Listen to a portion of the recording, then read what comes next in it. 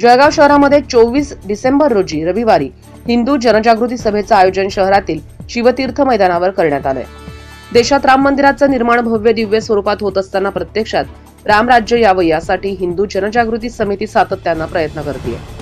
अनेक राष्ट्रीय मुद्दे तसंच धार्मिक मुद्दे घेऊन हिंदू जनजागृती समितीच्या धर्मसभेत अनेक वक्ते सहभागी होणार आहेत। हिंदुत्वाचे विचार ऐकण्यासाठी लाखोच्या संख्येनं हिंदू धर्म बांधवांनी सहभागी व्हावं असं आवाहन हिंदू जनजागृती समितीच्या वतीनं करण्यात आलंय।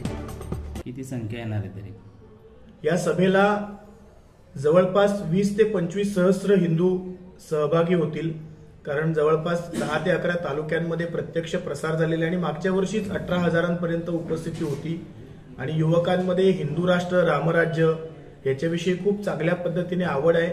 धर्माची जागृती दिवसेंदिवस वाढतेय। आत्ताच जळगावमध्ये जी कथा झाली मिश्राजींची, त्याच्यामध्ये पण सनातन धर्म, सनातनी आचरण पद्धती याच्याविषयी त्यांनी मार्गदर्शन केलं आणि लोकांना तो भाग सगळ्यांना आवडतोय। सुखस्य मूलम धर्मा, धर्माचरण केल्यानेच मनुष्य सुखी होतो, या गोष्टीचा अनुभवही लोक घेत आहेत। त्यामुळे या सभेतून जे काही धर्माचे, राष्ट्राचे विचार प्रसारित होतील ते ऐकायला सहस्रोच्या संख्येने जमा होईल आणि त्यांना निश्चित पुढे जळगावपासून रामराज्याची स्थापना होण्यास सुरुवात होईल अशी आम्हाला खात्री आहे।